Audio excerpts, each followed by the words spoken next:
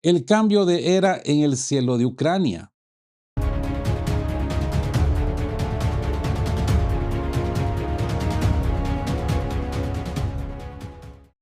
Muy buenas a todos. Hoy es domingo 9 de agosto de 2026 y antes de meternos de lleno en el análisis de hoy, como de costumbre, les recuerdo que le den un buen repaso a ese botón de me gusta y que comprueben su suscripción al canal. Miren amigos, durante los últimos días y horas, sí, hemos empezado a recibir un goteo de información que ya parece innegable, una evidencia casi definitiva. Los rusos están logrando una dominación total y concluyente en la guerra en el cielo sobre Ucrania. Lo que los estrategas militares estadounidenses definen como supremacía aérea total. Un dominio absoluto del espectro que han rozado en distintos momentos del conflicto, pero que jamás habían conseguido consolidar hasta ahora. Y es que si nos ponemos a pensar, si hacemos memoria para entender la magnitud de esto que está sucediendo, al inicio de la operación especial, si nos ponemos a pensar allá por febrero, marzo de 2022, la inmensa mayoría contrastaba la abrumadora superioridad numérica y técnica de la Fuerza Aérea Rusa con una aviación ucraniana muy disminuida, dando por sentado que el control de los cielos caería del lado de Moscú en cuestión de días. Sin embargo, si se acuerdan, no fue así. Durante casi 2 años, Ucrania logró sostenerse gracias a una red heredada de la misma Unión Soviética, un sistema de defensa antiaéreo denso y sofisticado basado en misiles S-300 y radares asociados. Un sistema que, aunque había quedado en estado de casi abandono durante los años 90 y principios de los 2000, fue resucitado y puesto a punto de manera silenciosa gracias a la inyección masiva de gasto militar ucraniano posterior a 2014. Algo que los planificadores rusos, pues, me imagino yo, considero que subestimaron por completo. ¿Se acuerdan de esas imágenes, de esos videos que aparecían cuando todo esto empezaba? Todo esto era muy emocionante, ¿no? De empezar a ver esa guerra, cómo se desarrollaba. Aquellos cazas Su-34 operando cerca de Kiev que terminaron derribados por misiles antiaéreos. Muchos pensaron de que era ficción, pero no, fue cierto.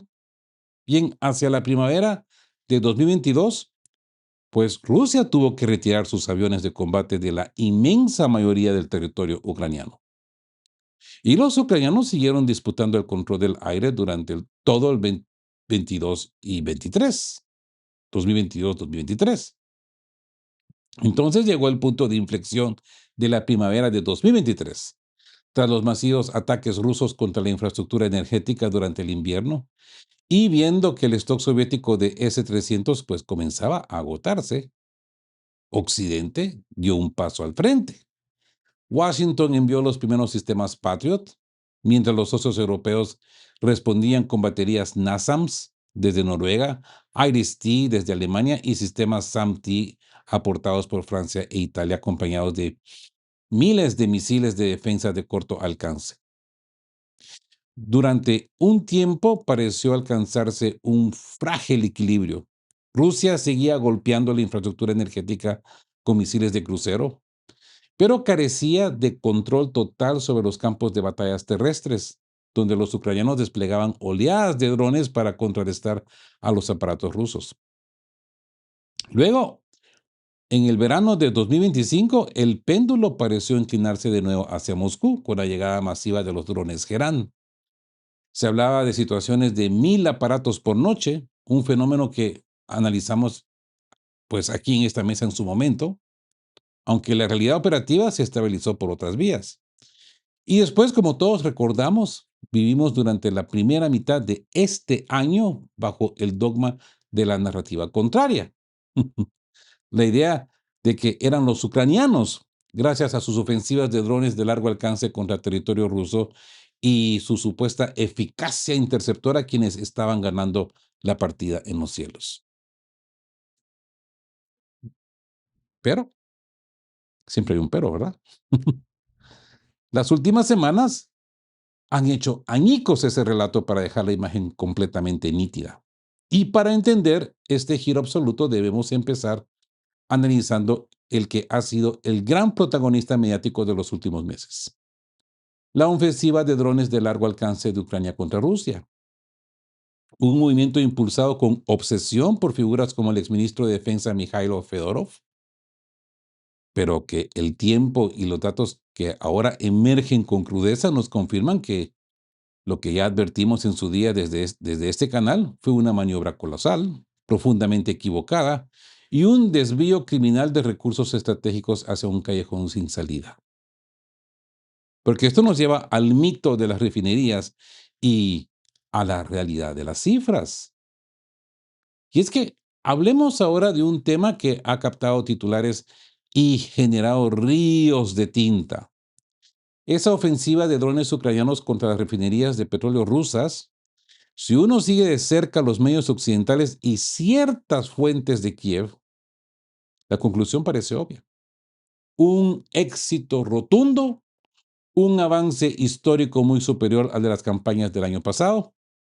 De acuerdo con los reportes de este verano, los ucranianos habrían logrado noquear en su punto álgido nada más y nada menos que el 40% de la capacidad de refinación de petróleo en Rusia. Suena impresionante, ¿verdad? El problema, y, y es aquí donde uno maldice tener buena memoria, ¿no? Y lamentablemente el Internet tiene la mejor memoria. Es que esa misma cifra del 40% ya la escuchamos exactamente igual a finales del verano y el otoño de 2025. Si revisamos los archivos de aquel entonces, los titulares aseguraban exactamente lo mismo. Sin embargo, conforme avanzaba el otoño, analistas de la industria energética comenzaron a rascar la superficie de esos números. ¿Se acuerdan? Dijimos en este canal, en esta mesa, que surgieron esos artículos en medios como Bloomberg, como Forbes, y de manera muy destacada en el Moscow Times, un periódico publicado en Occidente sin nexos con Rusia y ferozmente crítico con el gobierno de Putin. ¿Qué revelaron esas investigaciones? Que los cálculos occidentales ignoraron un detalle operativo elemental. En cualquier momento dado, las refinerías de petróleo no operan al 100% de su capacidad teórica. Aproximadamente un 22% e incluso hasta una cuarta parte de la capacidad de refinación en Rusia suele estar fuera de línea de forma rutinaria por tareas de mantenimiento y reparación programadas. Y lo interesante es que este año estamos viendo exactamente el mismo patrón. Ya circula por ahí una cifra procedente de fuentes ucranianas que sitúa la capacidad rusa afectada directamente por los drones de este verano en un 13%. Hagamos números. Si sumamos 22% habitual por mantenimiento y ese 13% atribuido a los ataques, pues obtenemos un 35% de offline, de apagado, ¿no? Curiosamente, el mismo porcentaje mágico que nos vendían el año pasado. 40%, 30, bueno, 5% es menos, ¿no? ¿Cuál es el impacto real en la economía rusa? Si recordamos los reportes de la prensa rusa, como los analistas publicados por el diario Kommersant en la primavera, el impacto total de los ataques de drones contra refinerías el año pasado redujo la producción anual de combustibles refinados, gasolina, diésel y combustible de aviación en apenas un 1,7%. Y mi apuesta es que el balance agregado para todo este 2026 rondará en cifras muy similares. Por supuesto, hablar de un 1,7% anual puede ser engañoso, porque el golpe se concentra en los meses de verano. donde Comersat calculó que la caída puntual de la producción llegó a rondar el 10%. Esto que tenemos que mencionar también lo que hemos investigado acá en De qué hablan Geo, de la corrupción interna de los oligarcas de los hidrocarburos en Rusia y los acaparadores, y etcétera, etcétera, etcétera, ¿no? Pero hablemos claro, ese es un problema operativo, no una crisis sistemática. Para resolverlo, el viceprimer ministro Alexander Novak, responsable de la cartera energética, implementó soluciones directas. Redujo los tiempos de los ciclos de mantenimiento para acelerar la reactivación de las plantas paradas y aseguró importaciones puntuales de gasolina desde socios como India y Kazajistán. El resultado, la situación del mercado interno de combustible se estabilizó a una velocidad pasmosa, con la normalización de la oferta haciéndose evidente ya desde la segunda semana de julio. Lo reportamos aquí también, ¿se acuerdan? Hablemos del muro de Moscú y las matemáticas de la ruina. Dejemos atrás el mito de las refinerías y examinemos la otra gran apuesta de Kiev: el aluvión masivo de drones de largo alcance dirigidos directamente contra el corazón de Rusia. Porque si algo ha caracterizado los movimientos del bando ucraniano este año es el lanzamiento de miles de aparatos, de los cuales una proporción abrumadora, nada menos que 2/3 partes, según detallaba el alcalde de Moscú, Sergei Sobyanin, con unos 6,000 drones apuntando solo en julio de un total de 9,000, se han concentrado contra la capital rusa. ¿Cuál ha sido el resultado real de esta colosa absorción de recursos? Para responderlo, pues resulta fascinante mirar el análisis publicado por el canal de reporteros ucraniano llamado Drone Bomber. Para ser completamente justos, estamos hablando de un equipo profundamente nacionalista, ferozmente pro-ucraniano, pero lo suficientemente honesto como para no regalar los ojos en las deficiencias de su propio liderazgo militar.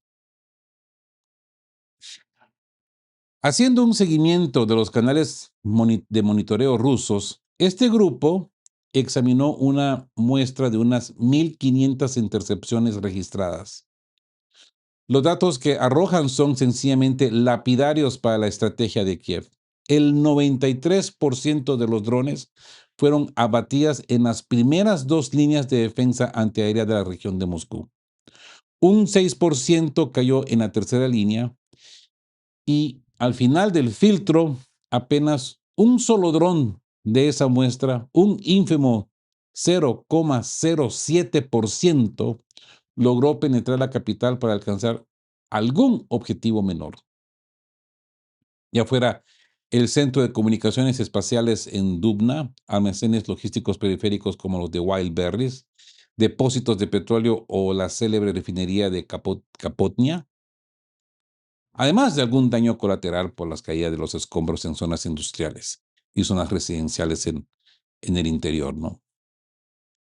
En palabras del propio análisis de Drone Bomber, frente a miles de lanzamientos, el impacto no pasa de ser una gota en el océano. La táctica de intentar agotar los misiles antiaéreos rusos ha fracasado por completo. Las defensas están en plena forma y no hay corredores abiertos. Ahora bien, como siempre les digo, hay que seguir el dinerillo, ¿no? Hay que seguir el dinero. Hagamos el ejercicio financiero, porque las matemáticas de esta guerra, amigos, les digo una cosa, no perdonan. Supongamos que tomamos una muestra hipotética de 1,400 drones de largo alcance lanzados contra Moscú y asumimos que todos ellos corresponden al modelo ucraniano más común y económico, el FP1 de la empresa Firepoint, con un coste unitario estimado entre los 55,000 y los 60,000 dólares. Si multiplicamos esto por 1,400 drones por 55,000 dólares, obtenemos una factura total de 77 millones de dólares. Ahora comparemos esa cifra con el bando opuesto. Tenemos un ataque ruso contra Kiev utilizando misiles balísticos Iskander-M. cuyo, tengo entendido, coste unitario se estima en unos $3 millones, según fuentes ucranianas, ¿verdad? Un ataque con 25 misiles Iskander-M suma exactamente $75 millones. Es decir, un costo ligeramente inferior al de la oleada masiva de 1.400 drones ucranianos sobre Moscú. Pero, pero por favor, miren la diferencia cualitativa y el retorno de inversión militar. Con el colapso total de la defensa antiaérea ucraniana, cada uno de esos misiles Iskander llega a su blanco. Y mientras la ojiva de un dron FP-1 transporta apenas unos 60 kilos de explosivo a velocidad subsónica, un misil Iskander-M porta una carga de 500 kilos,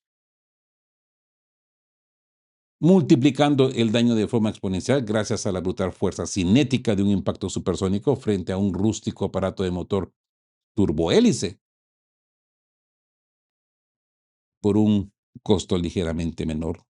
La pegada rusa es infinitivamente más devastadora. Mientras que el esfuerzo ucraniano se estrella contra un muro infranqueable. Sin ir más lejos, anoche mismo, las fuerzas rusas volvieron a golpear Kiev utilizando apenas 7 misiles Iskander-M, impactando sin oposición en instalaciones críticas debido a la total ausencia de interceptores ucranianos. Y antenoche, pues como lo dijimos en el video anterior, golpearon esa Kiev 111, donde se encontraba una de las factorías del Flamingo, ¿no? Pues, mientras el esfuerzo de Kiev en su ofensiva de drones se perfila como un desvío ruinoso de recursos económicos, la respuesta rusa demuestra una eficiencia quirúrgica imbatible.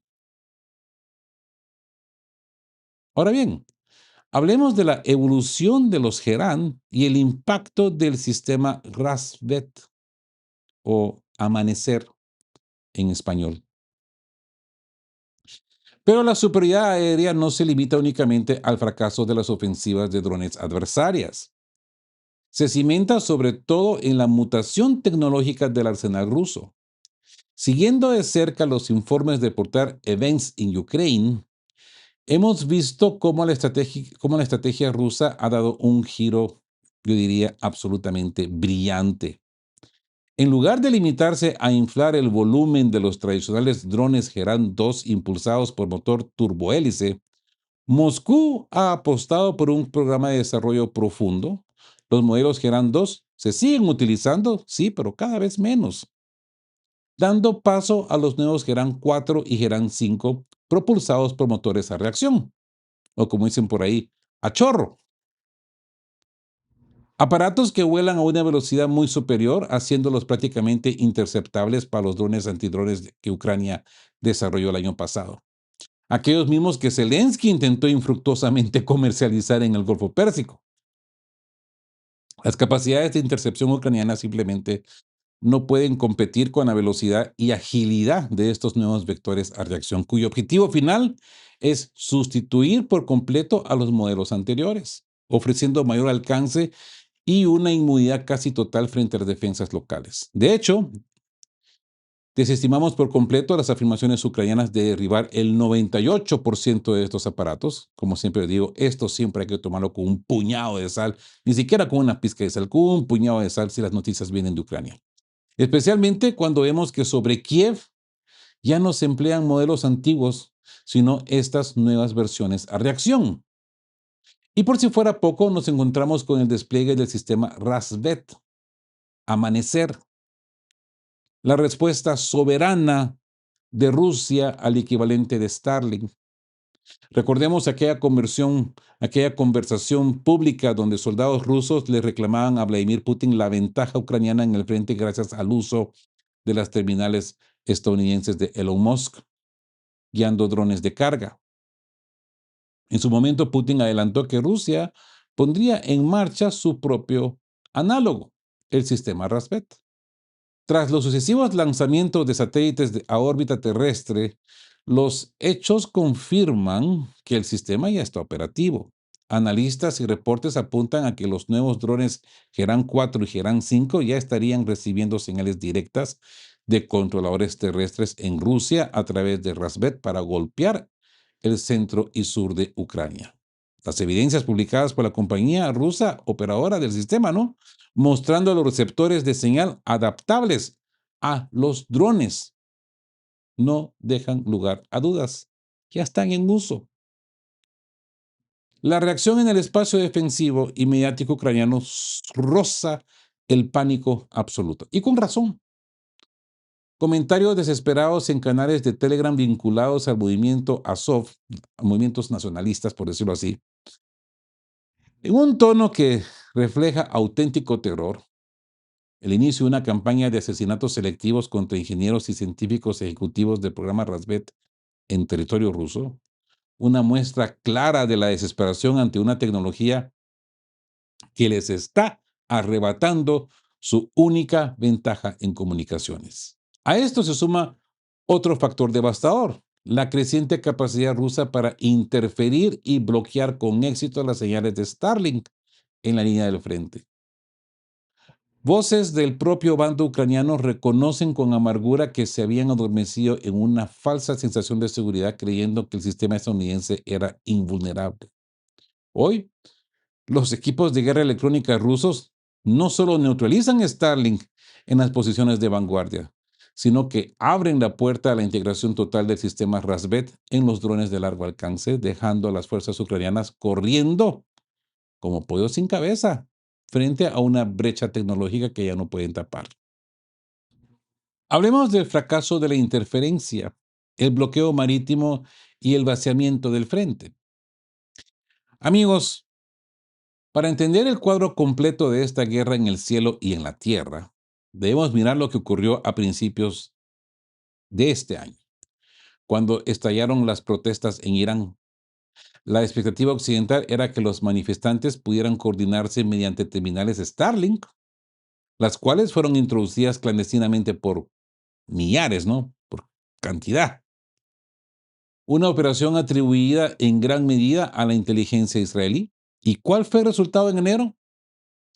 El desconcierto absoluto cuando las autoridades iraníes lograron interferir y bloquear con éxito la tecnología de Starlink. Yo les señalé en ese entonces que esa tecnología de bloqueo muy probablemente provenía de Moscú. Hoy las fuentes ucranianas confirman lo inevitable. Los rusos están bloqueando Starlink tanto en la línea de frente como en los cielos. Este giro tecnológico explica el trasfondo de la tensa reunión que mantuvo Volodymyr Zelensky en Washington con Donald Trump, acorralado por el avance ruso y buscando desesperadamente herramientas para golpear lanzadores de misiles Iskander y Zircon en el oeste de Rusia. Zelensky intentó convencer a Trump para que intercediera ante Elon Musk y le cediera los sistemas Starlink de grado militar avanzado. La respuesta fue un portazo rotundo. Musk se negó en redondo y ni siquiera accedió a recibirlos, temerosos de que una tecnología propietaria y tan sensible fuera comprometida por los sistemas de interferencia rusos, que no solamente es que interfieren en la señal, es que pueden también dañar sus equipos en el espacio, tal como ya ha empezado a ocurrir con las versiones estándar. Las filtraciones sobre aquel encuentro confirman que la atmósfera en Washington ha cambiado por completo. Ese optimismo artificial se ha desvanecido tras la caída de Konstantinivka. Los estadounidenses saben perfectamente que la línea defensiva ucraniana se desmorona y que la tan cacareada ofensiva de drones no es más que un espejismo ruinoso. Así pues, hagamos de nuevo cuentas con los datos proporcionados por canales de código abierto y reportes sobre el terreno. Mientras que la ofensiva ucraniana contra Moscú, con más de 14,000 drones lanzados, concentrando 2/3 partes de sus esfuerzos contra la capital por un rédito político y mediático que apenas dejó un único impacto fructífero debido a un escudo antiaéreo impenetrable, se desangra económicamente. La respuesta rusa es de una eficacia o una eficiencia letal y a un coste asombrosamente menor. Frente a una Ucrania que ha agotado sus stocks de misiles Patriot y carece por completo de defensas antiaéreas funcionales, los ataques rusos con misiles balísticos Iskander destruyen plantas críticas de componentes, como las instalaciones de los malogrados misiles Flamingo, que les exponía el día de ayer, ¿no? Sin encontrar oposición alguna. Ahora bien, los bombardeos tácticos Sukhoi Su-34 operan ya con total impunidad en las zonas de Donbass, donde antes era imposible asomarse, pulverizando centros de mando ucranianos con bombas planeadoras FAB, mientras Kiev se debate en el dilema imposible de retirar sus escasas defensas del frente para proteger una capital indefensa o dejarlas parecer bajo el martillo aéreo. Y es que no hay que olvidar que estos artefactos UMPK pueden volar, ¿cuánto dijimos la última vez? 190 kilómetros, ¿no? O sea que el avión ni siquiera tiene que acercarse mucho a la línea del frente. A gran distancia puede soltar una bomba planeadora. Y por si fuera poco, el dominio aéreo absoluto ha permitido a Rusia aplicar un bloqueo marítimo total.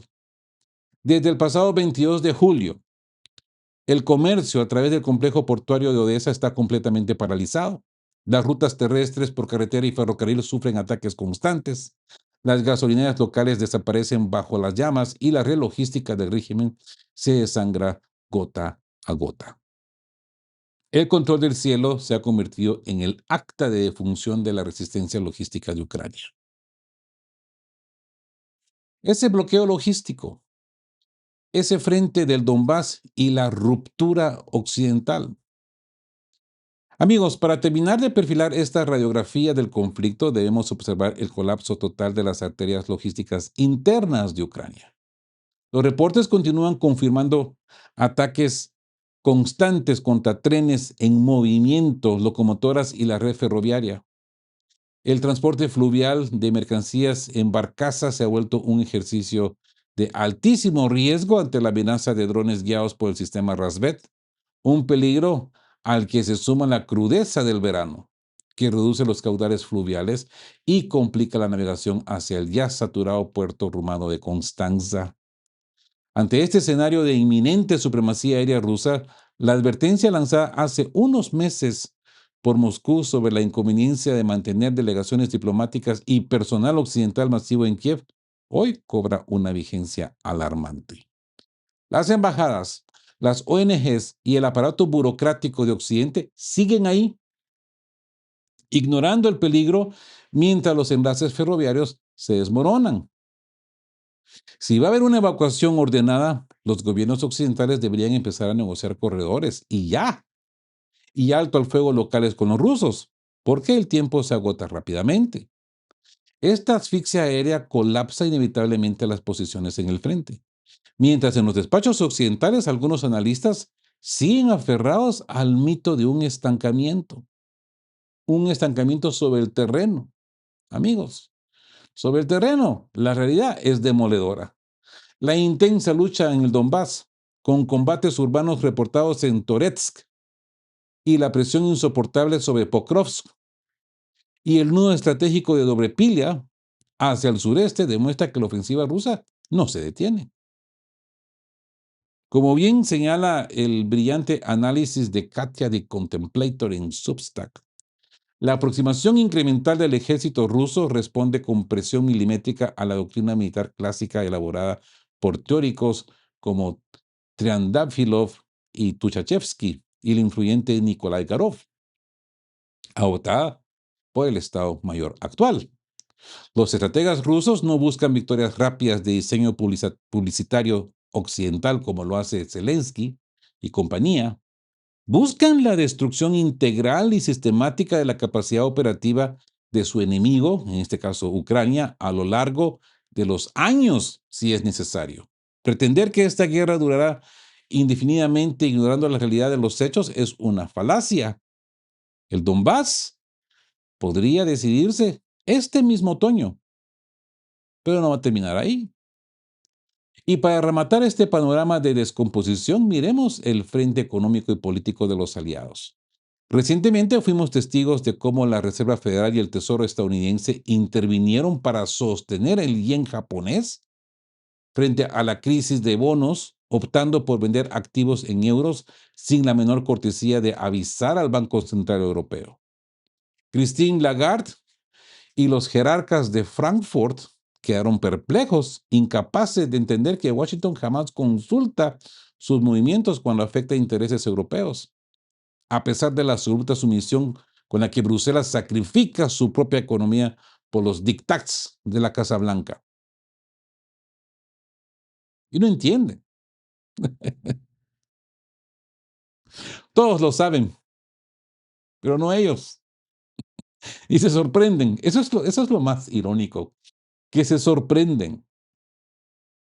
Paralelamente, el Congreso estadounidense sigue adelante con iniciativas delirantes como el proyecto de sanciones impulsado por el finado Lindsey Graham y Richard Blumenthal, ese paquete bautizado como las sanciones desde el infierno, aprobado con mínima oposición en el Senado y a la espera de su paso por la Cámara de Representantes. Una ley diseñada para prohibir las exportaciones energéticas rusas en plena escasez global, otorgando un poder absoluto a Donald Trump para aplicarlas o ignorarlas a su conveniencia.